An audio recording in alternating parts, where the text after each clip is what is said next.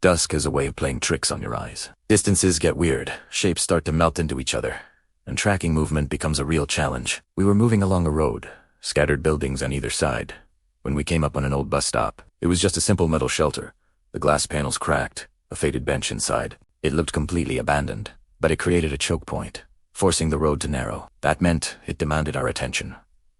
We slowed down, no words needed. I found a spot near a concrete barrier, my eyes scanning the road ahead while the rest of the team covered the buildings behind us. The sky was shifting into that deep, dark blue that swallows up details. Against it, the bus stop was a stark silhouette, empty, but feeling heavy with potential. A car came through. We checked it and waved it on. After that, silence, the kind of quiet that stretches out and starts to feel uncomfortable. I remember my eyes locking onto one of the broken glass panels on the shelter. I noticed how it caught reflections from angles you wouldn't normally see, and that's what saved us. I saw a flicker of movement in that glass, something that wasn't on the road, but behind the shelter itself. I shifted my focus just as the first shots cracked through the air from the far side of the structure. Rounds slammed into the barrier in the pavement, sharp and sudden.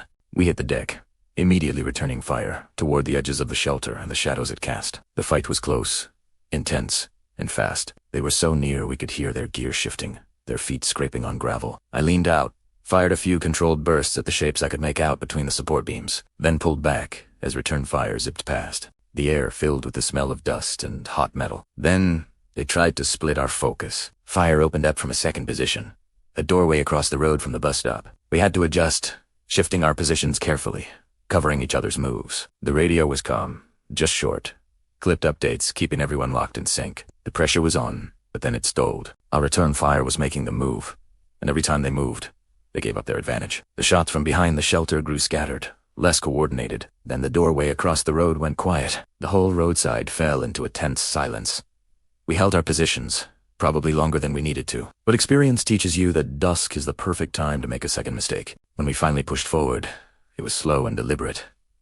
The shelter was empty, just shattered glass and scuffed up dirt behind it. As we cleared the area, the last bit of daylight was gone, turning the road into a world of shadow and silhouette. The bus stop just faded back into the scenery, looking like nothing more than an old structure waiting for a bus that would never arrive. That moment stuck with me. It was a powerful lesson in how awareness can come from the most unexpected places, not from what you're looking at directly, but from what reflects it back at you. Thanks for watching.